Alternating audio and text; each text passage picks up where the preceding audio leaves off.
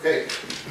Anybody have any questions or any comments at the beginning? У кого-то появились вопросы или комментарии перед тем, как мы пойдем дальше? Ну, есть один вопрос. Сейчас. Просто интересно, так, сейчас. Как Бог будет оценивать дела, да, которые, добрые дела, которые творят верующие и неверующие. То есть это может быть, например, что-то похожее, но как Бог на это смотрит, как будет оценивать это? How is God going to judge the good works of believers and unbelievers, the works that can look the same? Excuse me? How is God going to judge the good works of believers and unbelievers? Some of those good works might look the same. God can see the heart. Бог видит сердце. And he's at the judgment seat of Christ, only believers are judged. На судилище Христовом судятся лишь верующие. Because God is omniscient, he knows all the details. Из-за того, что Бог всезнающий, ему известны все детали. At the great white throne judgment, which we'll study tomorrow, А на суде Великого Белого Престола, мы завтра будем изучать этот суд. the issue is whether or not the unbeliever has enough righteousness to get into heaven. Там вопрос будет стоять так, достаточно или нет у неверующего будет праведности, чтобы войти на небеса. And even the most perfect human being will fall incredibly short of God's standard of perfect righteousness. И окажется, что даже самый праведный человек не дотянет до Божьего стандарта праведности. Okay? All right, we're going to talk about the tribulation now. Теперь мы обсудим с вами период скорби. There is obviously a lot of detail Конечно же, есть много подробностей всяких. in the notes about the tribulation. У вас распечатка об этом периоде скорби. Now, it's not necessary that you can know everything, Не обязательно, что вам нужно все знать, все, что там. but I'm going to hit the high points. Я хочу обсудить самое главное. You should be able to explain something about the name of the tribulation, Вы должны суметь объяснить название скорбь, be able to know some key verses about the character of the tribulation. Вам нужно знать ключевые отрывки, в которых описана скорбь, The basic responsibility in the tribulation, основная ответственность, которая лежит на людях в период скорби, and different terms for the tribulation. и разные термины по отношению к скорби. Obviously, we'll talk a little bit about the general structure of the tribulation. Мы немного обсудим с вами общую структуру скорби. At the beginning, we start off the tribulation based on Daniel 9 is the conclusion for the age of Israel. Изначально мы видим из Даниила 9, что период скорби является завершением для века Израиля. Now, one of the key passages on the tribulation is found in Matthew chapter 24. Матфея 24 глава – это один из ключевых отрывков по скорби. In Matthew 24, Jesus is pointing out that the temple is going to be destroyed. В этой главе Иисус говорит им о том, что храм будет разрушен. And we're told in verse 1 that Jesus comes to the buildings or katamas of the temple. И в первом стихе сказано, что Иисус подходит к зданиям храма. And he says that no stone shall be left upon another that shall not be thrown down.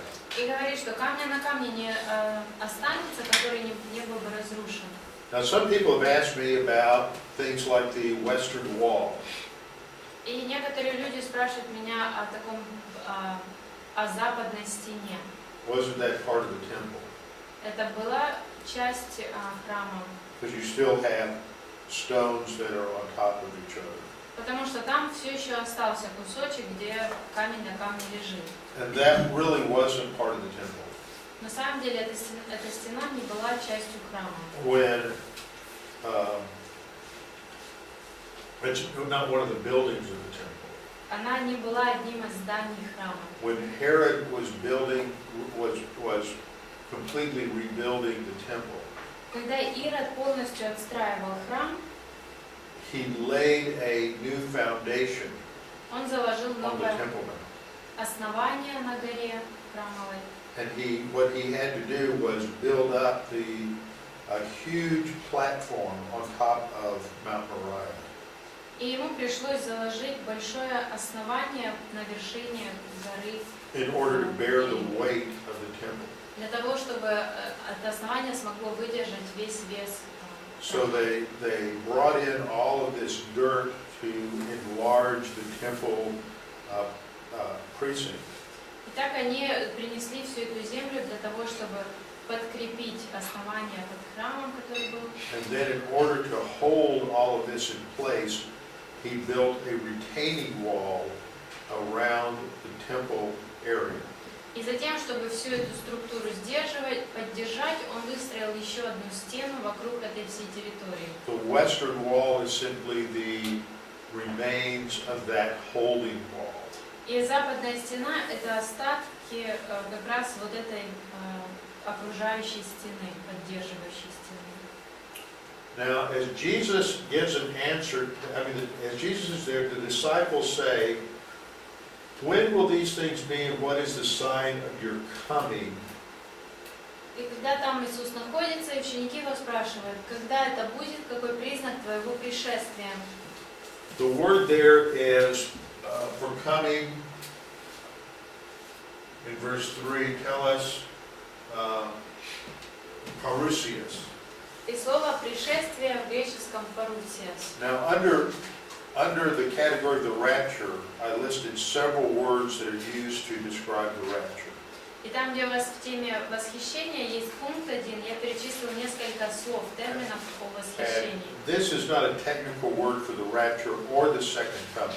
И технически вот это слово не является термином ни для восхищения, ни для второго пришествия. It's a general word that depending on the context, could refer to either one. Это общее такое слово, которое в зависимости от контекста может относиться и к восхищению, и к второму пришествию. But the context is they're asking about the end of the age. Но в контексте они спрашивают и о кончине века. Now, in the following verses, he describes various characteristics. И дальше в последующих стихах он перечисляет разные характеристики. In these first 10 verses. Первых 10 стихах. And these really parallel, actually going down to about verse 12 or 13. This really parallels the first series of judgments in Revelation, the seal judgments. И вот где-то до 12-13 стихов мы можем провести параллели с теми судами печати, которые описаны в Откровении. And we usually call this 7-year period the tribulation because the word is used in Matthew 24:9. И обычно называется этот период скорби, потому что это слово используется в Матфея 24:9. But Jesus is using the word thlipsis. Иисус использует слово «тhlipsis». Now this is just a word for adversity or trouble or persecution. Это слово, которое означает и гонение, какие-то неприятности, бедствия. It's not really a technical term. Jesus isn't using it in a technical way here for the 7-year period. На самом деле это не какой-то технический термин. Иисус не использует это слово как конкретное. It's simply describing that this is going to be a period of persecution and trouble. Он просто здесь говорит о том, что этот период будет мучение, у нас даже не скорби. He uses it again in Matthew 24:21. 24:21 опять он использует это слово. where he says, then there will be great tribulation. Говорит, и тогда будет великая скорбь. And what it indicates here is that there's going to be, after the midpoint of the tribulation, I'm going to go back. He talks about the abomination of desolation in verse 15, which is the midpoint. Он говорит об опустошающей мерзости, это середина этого периода. And he tells those who see this in Judea to flee to the mountains. И говорит, что те, кто в Иудее видят это, должны бежать в горы. And how horrible this time will be. И насколько ужасным будет это время. Then in verse 21 he says, for then there will be great tribulation. В 21 стихе он говорит, ибо тогда будет великая скорбь. Now there are some people, some dispensationalists, who take this to mean as a technical term for the second half of the tribulation. Но некоторые диспенсациалисты считают, что вот это словосочетание используется как технический термин, который обозначает вторую половину. But I don't see Jesus using these terms as technical titles. Но я не вижу, чтобы Иисус использовал вот эти термины, конкретно обозначая какие-то события или периоды. Instead, I think that what he is describing is that the first half of the tribulation will be a time of great difficulty and distress, but the second half is going to be even greater.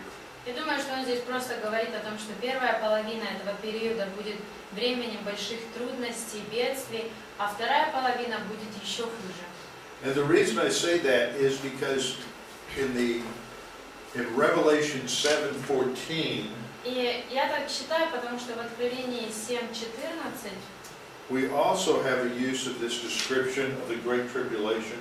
тоже описана эта великая скорбь.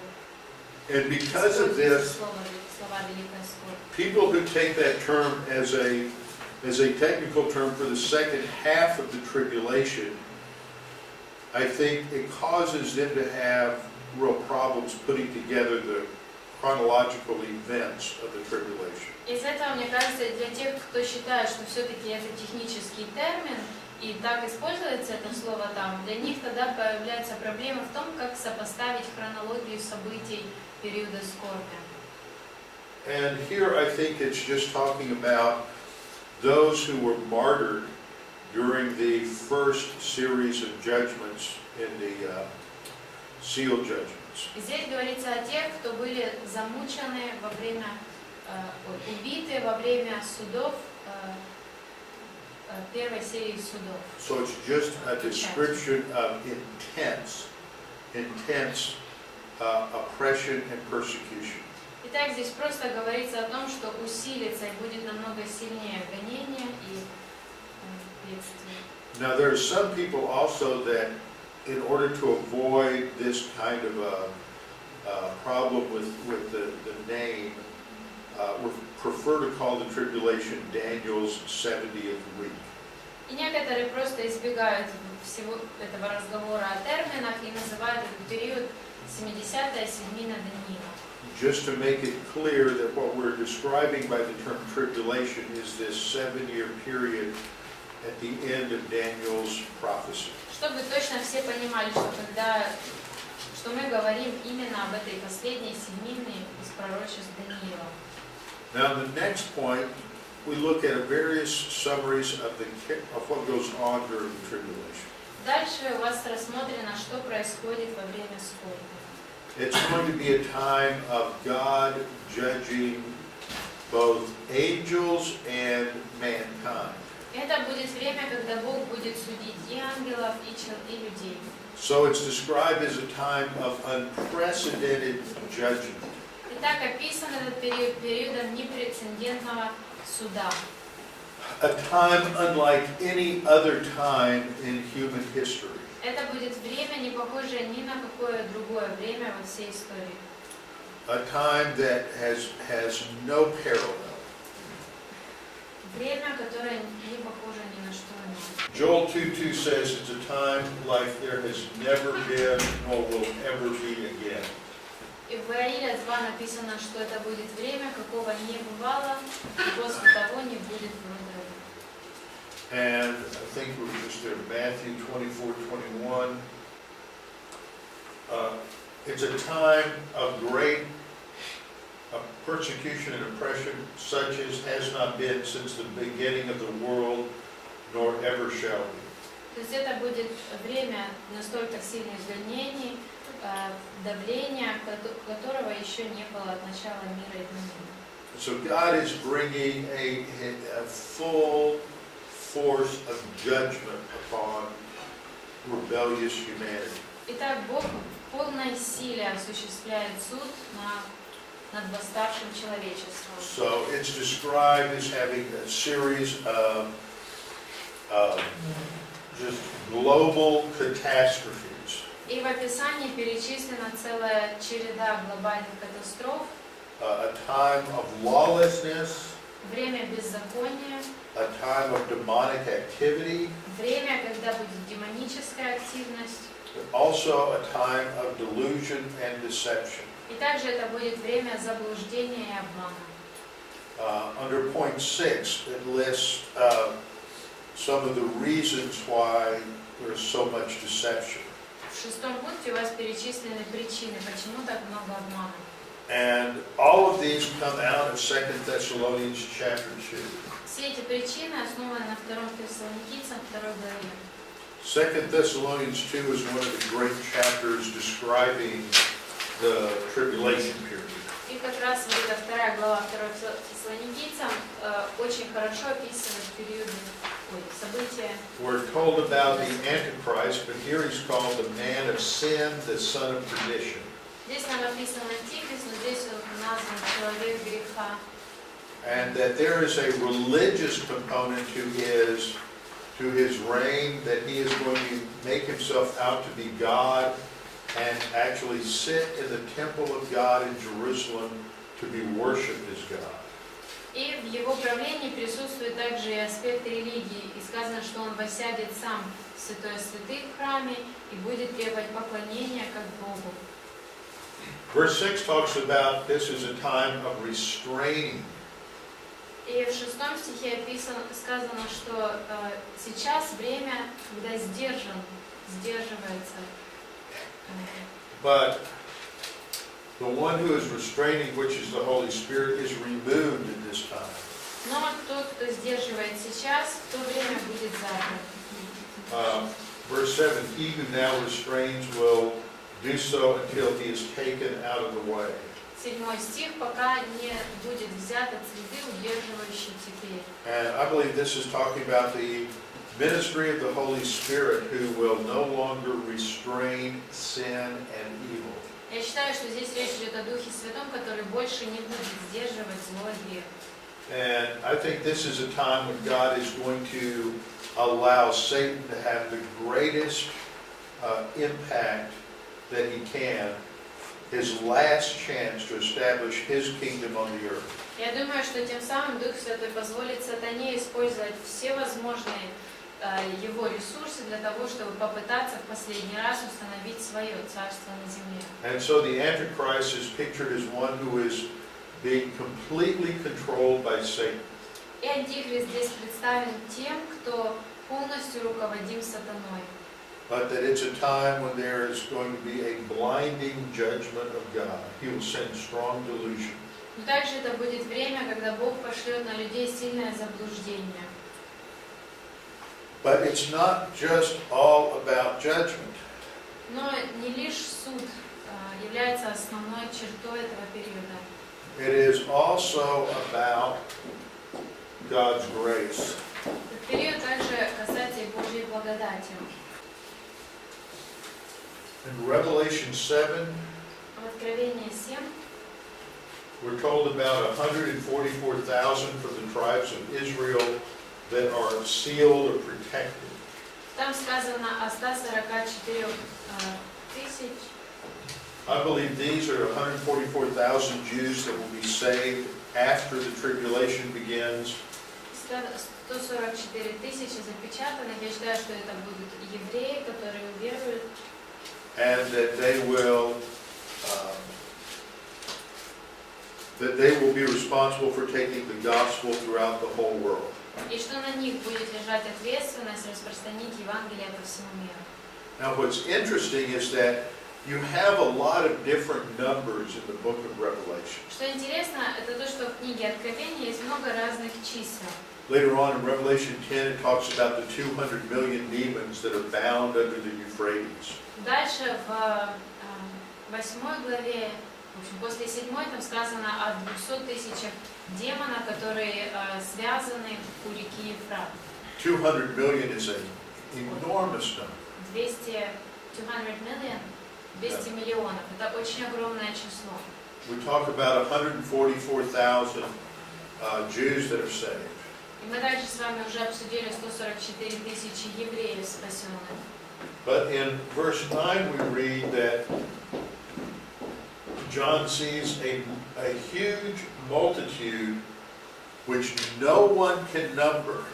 В 9 стихе Иоанн говорит о великом множестве людей, которые никто не мог перечесть. And these represent the vast number of believers who are saved and also martyred during the tribulation. И вот это множество, это те люди, которые спасены стали и также умерли мученической смертью. So, while this is going to be a horrible time, Это будет ужасное время. and a time of incredible judgment, Время невероятного суда. there will still be millions upon millions of people who turn to God and are saved. Все равно будут миллионы и миллионы людей, которые обратятся к Богу и будут спасены. It's a time when there's going to be, going back to the list, there's going to be a time of tremendous rebellion against God. Также дальше у вас по списку это время будет невероятного бунта против Бога. A time when Jews and Israel are going to be intensely persecuted and attacked. Это будет время невероятных гонений на Израиль и евреев. A time when both Jews and Christians will be executed for their faith. И также время, когда и евреи, и христиане их будут казнить за их веру.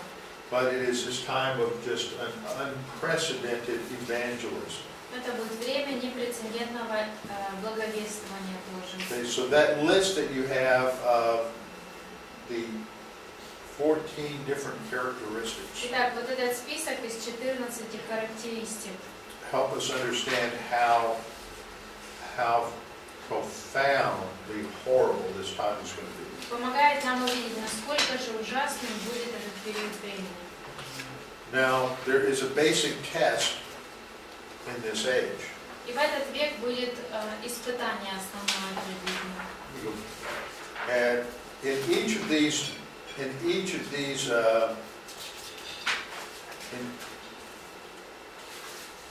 each of these other outlines, we have identified the key person or the key administrator or steward for that dispensation. До этого в каждой диспенсации мы с вами определяли, кто является основным администратором, управляющим. This is not listed in this outline. Но вот этот пункт нету его в этой диспенсации. Because this is the last period in the age of Israel, the key person, the key administrator would be Israel. The steward would be Israel. Из-за того, что это еще последний период века Израиль, то получается основным администратором, управителем остается Израиль. And so the test is really, the primary test is related to Israel. И также и испытания этой диспенсации, этого периода относятся к Израилю. They are to turn back to the Lord and obey Him. От них требуется обратиться к Господу и быть Ему послушными. So this responsibility to turn to the Lord is spelled out in 4 ways. Итак, вот эта обязанность их 4 способами можно ее описать. They need to respond to the message of the 2 witnesses and the 144,000. Им нужно откликнуться на учение 2 свидетелей и 144 тысяч. They should flee to the mountains, Они должны бежать в горы, and they should reject the Antichrist and the false prophet. и должны отвергнуть антихриста и лжепророка. And then Israel is expected to turn to God as a nation. И затем от Израиля ожидается, что он обратится к Богу как народ. As well as individually Как и индивидуально. accept Jesus as Messiah. И как индивидуально они должны тоже принять Иисуса своим Мессией. Now the failure is that most of the people during the tribulation will reject God's offer of salvation. Но провал этого испытания будет в том, что большая часть евреев отвергнут их Христа своей Мессией. And the judgment is that at the second coming of Christ, He will defeat the armies of the Antichrist. А суд будет заключаться в том, что в конце этого периода он поразит армию Антихриста. And then He will judge all of the various groups, the nations, the Jews, everybody, all these various judgments at the end of the tribulation. А затем он совершит суд над разными группами людей. But in grace, He saves millions, Но по благодати он спасает миллионы, delivers the Jews, избавляет delivers the евреев Jews, and keeps and fulfills all the promises given to the patriarchs. и исполняет все обещания, данные патриархам. Okay. Any questions so far? Вопросы есть? Okay. The next section looks at various terms that are used for the tribulation. В следующей части у вас описаны разные термины, которые используются по отношению. We've talked about this already, Daniel's 70th week. Мы уже говорили об этом. Есть название 70-я седьмина Даниила. And the tribulation is divided into 3.5-year periods. И скорбь разделяется на два периода по 3,5 года. And halfway through the tribulation, there will be the abomination of desolation. И посреди этого периода произойдет мерзость запустения. Another term that we have that's used in this period is the day of the Lord. Еще один термин, который используется по отношению к этому периоду, это фраза «День Господень». In a general way, this refers to a time of divine judgment in human history. В общем смысле мы можем сказать, что эта фраза говорит о Божьем суде в истории человечества. It's used as a non-technical term to show God's judgment or God's authority over Gentile nations. Не как технический термин, это словосочетание просто говорит о Божьем контроле, управлении человеческими народами. But as a technical term, it's used primarily of Daniel's 70th week. Но как термин используется это словосочетание к 70-й седьмине Даниила. But in its most narrow use, it refers to the period right at the end of the tribulation, where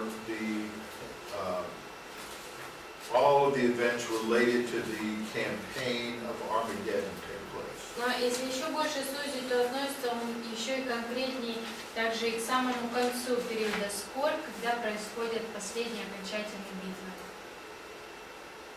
Okay. The third term that's used for the tribulation is a time of Jacob's trouble. Третий термин – это бедствие Иакова. This emphasizes the Jewish emphasis during the tribulation. И само это название подчеркивает, насколько этот период относится к евреям. Fourth, it's called the wrath of God, Четвертое называется этот период гнев Божий. a term that describes the entire period because the wrath of God is poured out on the earth. Это термин по отношению ко всему периоду, потому что как раз тогда изливается гнев Божий. And fifth, the terms tribulation and great tribulation are also used. И пятое используется термины скорбь и великая скорбь. Okay.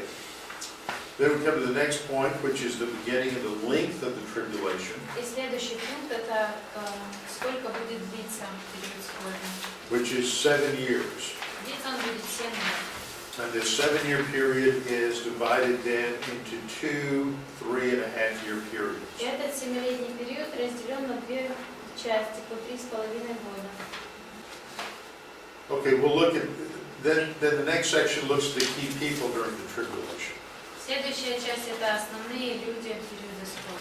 And of course, you have the key person is the Antichrist. Конечно же, основной человек это один из You know, основных. there's only one passage that talks about the Antichrist. Есть лишь один отрывок в Библии, где упомянут Антихрист. And this is found in 1 John 2:18 and 22, Это 1 Иоанна 2:18. where he's called the Antichrist, Где он назван Антихрист, but he is one of many Antichrists who will show up in history. но он один из многих антихристов, которые придут на протяжении истории. So from this passage, we've taken this one of many titles and made it the primary title. Итак, вот из этого отрывка было взято такое название, такой титул, которым потом назван. Now, what does John mean when he talks about many Antichrists? Во-первых, что же имеет в виду Иоанн, когда говорит о многих антихристах? Let me ask you a question. Я задам вам вопрос. When's the rapture going to occur? Когда произойдет восхищение? Do we know? Известно нам? No idea, Нет, right? мы не знаем вообще. Does Satan know when the rapture is going to occur? А сатана знает, когда произойдет восхищение? Not a clue. Тоже Да. понятия не имеет. It could happen. It could happen tomorrow. Может быть, завтра произойдет. Well, if it were to happen tomorrow, Satan would have to have somebody ready to be the Antichrist, А если же оно произойдет завтра, у сатаны уже должен быть кто-то наготове, right? кто станет антихристом. He's got to have a contingency plan in every generation, doesn't he? Ему все время нужно иметь запасной такой план в каждом веке. I think this is one reason that we can sometimes look at events in history and think, oh, that person could be the Antichrist. Думаю, именно поэтому мы можем часто, оглядываясь на события истории, сказать, что вот этот человек мог бы быть антихристом. People thought Napoleon was the Люди Antichrist. думали, что Наполеон был антихристом. I bet a lot of people in Russia thought Napoleon was the Antichrist. Я уверена, многие в России думали, что Наполеон был антихристом. People in America thought King George III in England was the Antichrist. Также считался царь Англии Джордж III, что он был антихристом. Later on, people thought that Bismarck was the Antichrist. Позже люди думали, что Бисмарк был Of course, we антихристом. all thought Hitler was the Antichrist. Все мы думали, что Гитлер был антихристом. People have thought that everybody from Mikhail Gorbachev to Ronald Reagan were the Antichrist. Потом думали, что от Михаила Горбачева и до Рейгана были все антихристы. And maybe И maybe if the rapture had occurred, может быть, если бы произошло восхищение, one of these people might even have been the Antichrist. то, может быть, кто-то из этих людей бы и стал антихристом. Not Reagan, though, because he was clearly a Christian. Но только не Рейган, то что он был, мы точно знаем, что он христианин. Yeah, people thought Bill Clinton was the Antichrist. Были те, кто думали, что Клинтон был A lot of антихристом. people think Obama's the Многие Antichrist. думают, что Обама антихрист. But maybe these are just somebody that Satan would use if the rapture occurred. Может быть, это те люди, которых сатана мог бы использовать, если бы вдруг произошло восхищение. But since the rapture doesn't occur, history moves on. Но поскольку восхищение не происходит, история идет дальше. But we've come to use this phrase Antichrist, and it doesn't simply mean the idea of being against Christ. Но начали люди использовать вот это слово антихрист, оно не просто означает против It has the Христа. idea of substitution. Здесь также вложена идея замещения. He becomes a false political Messiah. Этот человек становится ложным политическим мессией. Now, some people think that, well, how would the Jews follow someone like this? Некоторые думают, ну вот как может так стать, что евреи бы последовали за кем-то таким? But there have been many times in history where there have been leaders among the Jews that have claimed to be the Messiah. Но много раз в истории было лидеров и евреев, которые провозглашали себя мессией. There was one in the 1600s who ended up converting to He was Jewish, but he ended up converting to Islam. Один был в 17 веке, который был евреем, но в результате он обратился в He ислам. claimed to be the Messiah, И он утверждал, что он Мессия. but then when his army was defeated by the Ottomans, he converted to Islam. Но затем, когда армия была разбита, вот он обратился в ислам. So, just because you have somebody who is a false Messiah doesn't mean that he won't attract a following. Только из-за того, что есть какой-то ложный мессия, это не значит, что не найдется людей, которые бы за ним не последовали. Because deception is a key. Потому что обман как раз играет ключевую роль. Okay, now under the next 2 points, we've given you a list of various titles for this prince who is to come. В следующих 2 пунктах у вас перечислены титулы этого человека, князя, который придет. And I don't think the Bible gives him one specific title. Мне кажется, в Библии нет какого-то одного титула, который Библия приписывает ему. Most of these are descriptions that help us understand his character and the character of his rule. Большинство названий, которые даны ему, они в основном описывают либо его характер, либо характер его правления. So that he's the man of lawlessness. Так он человек беззакония. He's the son of destruction. Он сын He's погибели. a beast. Зверь. He's despicable. All of these describe his horrible character. Он какой-то гадкий, не знаю. Все вот эти названия описывают его характер. Then under the next point, we list a bunch of different characteristics. А в следующем пункте перечислены несколько характеристик. First of all, he comes to power between the rapture and the beginning of the tribulation. Во-первых, это то, что он возрастает и занимает какое-то положение и получает власть в период между восхищением и началом скорби. So we might know him Итак, может быть, мы знаем его. before the rapture as a person, До восхищения мы знаем этого человека. but not as the Antichrist. Но нам неизвестно, что он антихрист. In fact, he probably wouldn't even make the list of possible Antichrists. We wouldn't. Yeah, he's going to be a good guy. He's going to seem like a good guy. И, скорее всего, это будет даже человек, который сам предположит целый список антихриста, то есть он будет представлять себя хорошим. And he's going to rise to power after the rapture. И к власти он придет после восхищения. Daniel 7 talks about the fact that he will rise to power following a union of 10 nations. В Даниила 7 написано, что он придет к власти после того, как появится союз из 10 государств. And when he becomes the leader of this 10-nation confederacy, 3 of these nations will seek to rebel against him.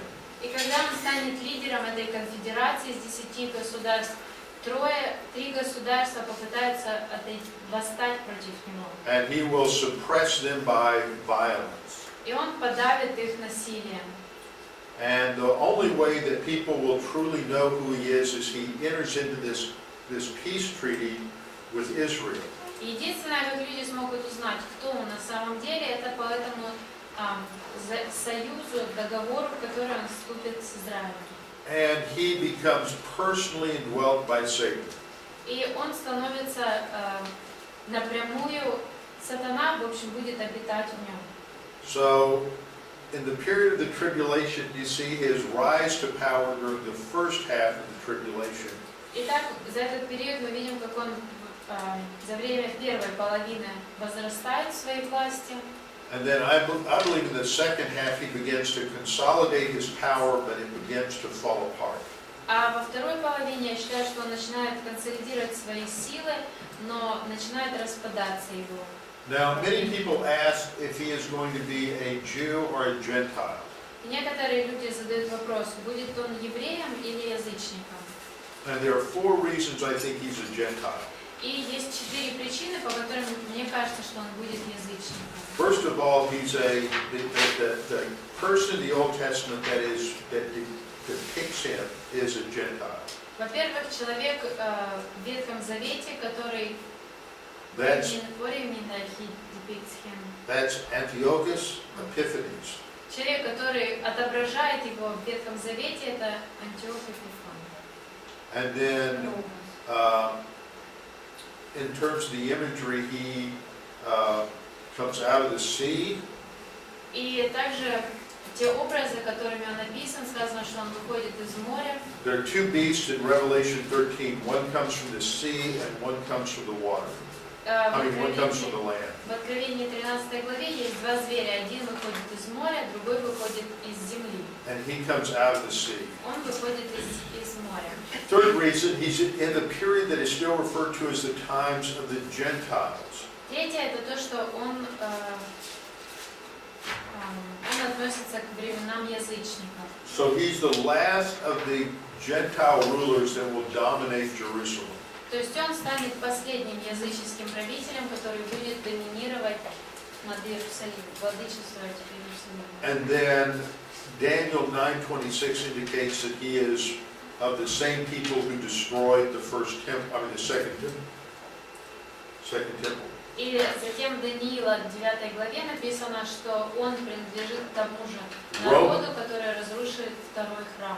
Romans destroyed the second temple, so this would indicate that he is of Roman descent, European descent. Разрушили римляне, поэтому это указывает нам, что он принадлежит к римскому народу, то есть европейского происхождения. Now the second person that's emphasized in the tribulation is called the second beast, and he's identified as the false prophet. И второй зверь, который описан в этом периоде, это лжепророк. And it's thought that he is going to be Jewish because he comes from the land. И он будет евреем, потому что он вышел из суши. The orientation of his work is that he's a religious leader. Его сфера работы будет религия. He's empowered by Satan. Сатана дает ему силу. He's going to promote the worship of the first beast. Он будет продвигать поклонение первому зверю. He's going to perform many signs and miracles. Он совершит много знамений, чудес. He's going to deceive the unbelieving world. Он обманет мир неверующих. He has power to bring death to those who do not worship the beast. И у него будет сила умерщвлять тех, кто не поклоняются зверю. He has great economic power. И также в его руках будет большая экономическая сила. If you don't obey him, then you won't be able to buy or sell or conduct any business. Если ты не поклоняешься ему, то у тебя не дано будет тебе право продавать, покупать, никак участвовать в любом бизнесе. And he will do this to establishing the mark of the beast. И сделает он это, чтобы установить знак зверя. Okay, now a third group that's mentioned in Revelation of the 144,000.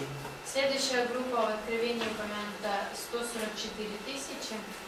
These are 12,000 from each of the 12 tribes. Это по 12 тысяч из каждого колена евреев. Their mission will be evangelistic. Их задача будет благовестие. And God will seal them to protect them so that they were not harmed by the Antichrist or Satan. Бог запечатает их, чтобы ни сатана, ни антихрист не могли нанести никакого вреда. A fourth group of people mentioned in Revelation are the two witnesses. Четвертая группа, которая упомянута в Откровении, это два свидетеля.